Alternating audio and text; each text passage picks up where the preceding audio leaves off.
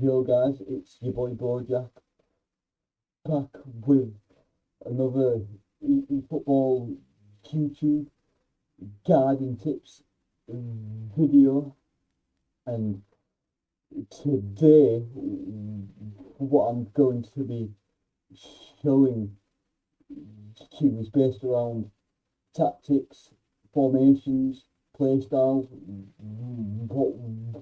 what works with each other, what works against each other, and how to set up your team for the eFootball meta to give yourselves more of a chance against the players who are using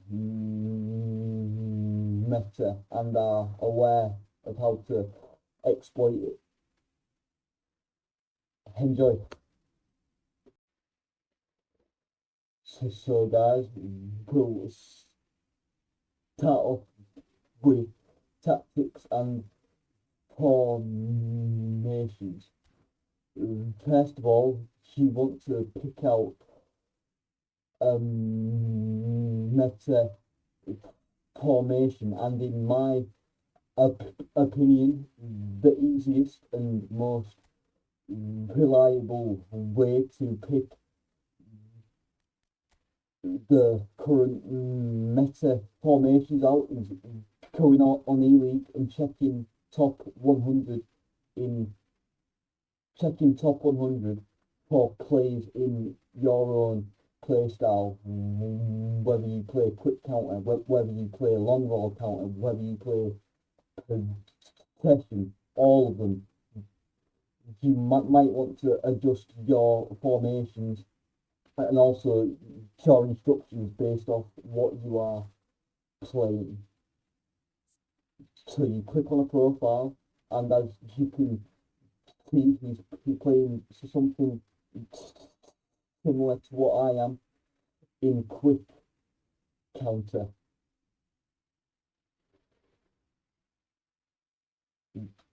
And you shouldn't just check one team, even though he's number one. You can check multiple teams, see what one play styles these top 100s are choosing, and two, what formations have allowed these players to climb so high up. Obviously, it takes player skill also. I won't take that away from anyone. Find a few formations in your play style you like and you think you will excel at. You can also check YouTube videos for player instructions and all of that. But that's how you want to find out what's really meta. And what is currently meta is quick counter and long ball counter. Quick counter, you can build it up from your centre half, play it through your midfield and up to strikers. Long ball counter, your defence has a deeper line, but your attack runs further up, and it holds sort of a high line up front, especially in long ball counter. You will probably want two centre forwards, or one SS, like say I moved Hullet closer to Shevchenko, and I had Hullet as sort of a wide, it's a centre forward, and Messi as a wide SS. Or you can have two SSs and a centre forward. That's the long ball counter. The difference is attacking in long ball, you'll find it a lot harder to play out from your defense. You'll have to play longer balls. It'll essentially be a bit harder to work it up through passing, but also it leads to easier opportunities for long balls over and through and behind defences. Whereas quick counter, your team comes back, but your defence is always on a higher line, and you want to bear that in mind for things like your instructions, etc. But also when you gain possession in quick counter, your players will start sprinting up. So you want to play it quick, short, with time spaces, and then play it through. Now, personally, I prefer quick counter to long ball counter, but that's how I prefer playing early in Efootball, and for a long time I was playing possession, so I'm used to playing it out from my defence up and through, etc. You might not be, for example, and yeah, that's basically how you find out the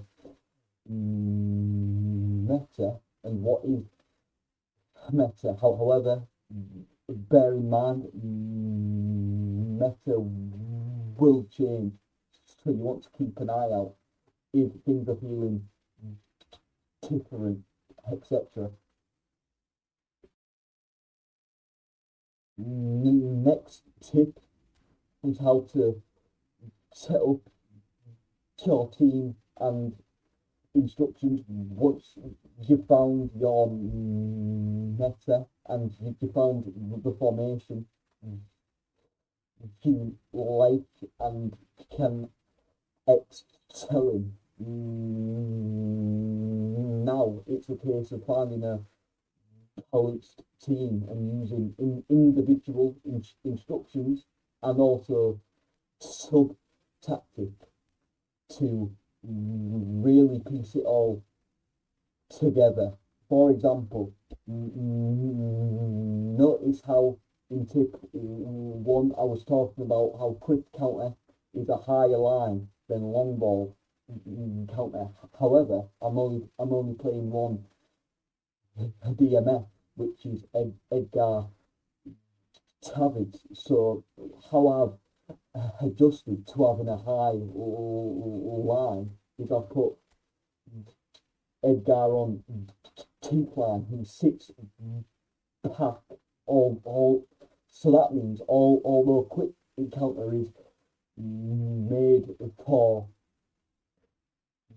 your team running forward in possession, Edgar Tavids won't. He'll act as an extra layer of defence also. However, I wouldn't have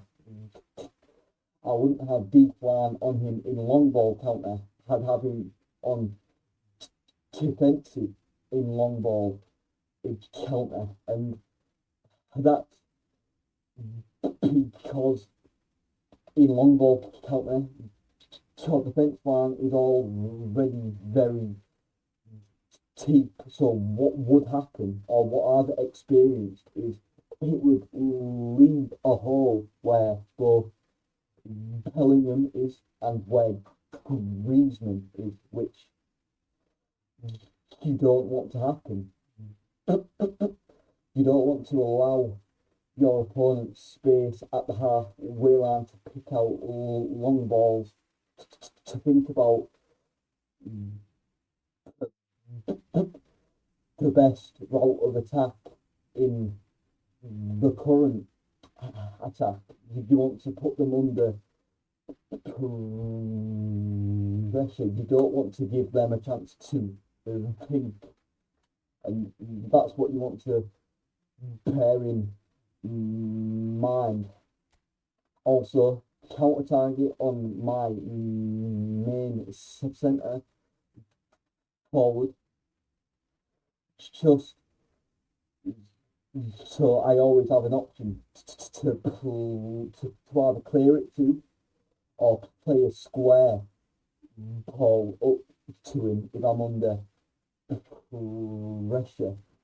Also, defensive on Costa, defensive on Lamb. It's a high line. I don't want Lamb coming up, helping out. Because if I drag him up and I lose it, there is a giant empty space where Lamb is. I also have defensive on Costa. He's already a defensive fullback. You could take it off him. However, that's how I prepare it for safety. And also, if I have a Blitzkiller winger or SS, I might take counter target off, and I might put I might send Lamb to man mark whoever I want out of my opponent's attacking play as much as I physically can. Now, in terms of your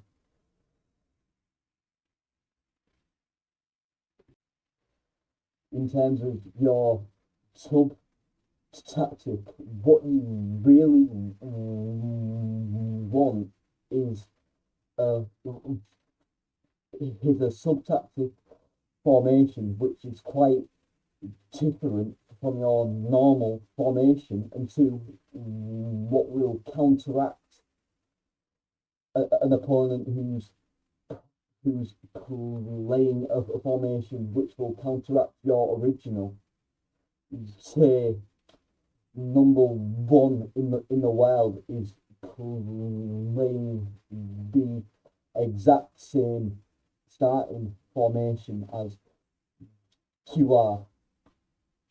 Chances are, if you're going toe to toe with number one in the exact same formation, chances are you will get absolutely slapped about and battered. So what you really want is a formation which will put him on his toes and make him have to think differently about how to keep you out on the offensive. Tactics are basically the same in terms of instructions. It's also a quick counter. It's a lot wider in terms of having two SS's. It's a bit more defensive also because Bellingham is also next to Davids. However, Bellingham is a whole player, and what that means is he'll run forward when your team's in possession, but he'll also run back to cover space when he has to. He also has the right amount of pace to accommodate for that. Griezmann's a whole player also. What will happen here is he will run in space wherever there is any in my front three. whether Hullets come inside and he's overlapping out wide, for example, or if Hullet goes wide, he might drop inside and beyond Hullet to exploit space, and almost that has to be the core SS as a whole player. Now, bearing in mind in terms of player play style, this isn't actually what complements each other. Forlan is a deep lying forward, so he'll drop back and competes and has more of an opportunity to exploit space beyond him, for example. Because a deep lying forward won't hang on a centre half's shoulder. He'll come back because he wants to receive the ball and help your team pass fluidly in your attack. Hullet is a creative play maker, as is my Messi. They don't really complement, but what you want to watch out for is that your player styles aren't contradicting each other. You'll find this out through playing games, and what you want to do really is keep an eye out. And attacking full back complements an anchor man, because an anchor man won't push forward. Whereas if I didn't have deep line on Edgar, he'd sprint forward and try and intercept it up high, leaving space. Whereas an anchor man, he would sit back in his position as a TMF, which would complement an attacking fullback if I didn't have Lam on defensive. That's why I have D-plan on Edgar pretty much. Also, a destroyer against a destroyer don't complement each other at all. However, with a mix of instructions, tactics, and know-how of how it works, you shouldn't also, at the same time, at least in my opinion, play everything that complements to the point where you are unable to pick your best and favourite players, and this will of course take time to work out and adjust, but hopefully this information will help you out as a starting point to learn eFootball and find out which ways you want to play eFootball, but to what you are best at playing eFootball. So guys, that will be the end of today's episode of eFootball guides and tips. I really hope I've been able to help you out with at least something in what I've been talking about, and thank you for watching. If there is something I haven't covered that you really want me to cover, feel free to put it in comments. Feel free to put suggestions for these videos. Also, thank you for tuning in. If you've enjoyed and I've been able to help you out, please consider subscribing and maybe even showing it to your friends who may or may not also play football. Every little helps. Thank you for watching. Take care until next time. And if you want to catch it all in practice, check out my Twitch channel. Take care until next time, and bye for now.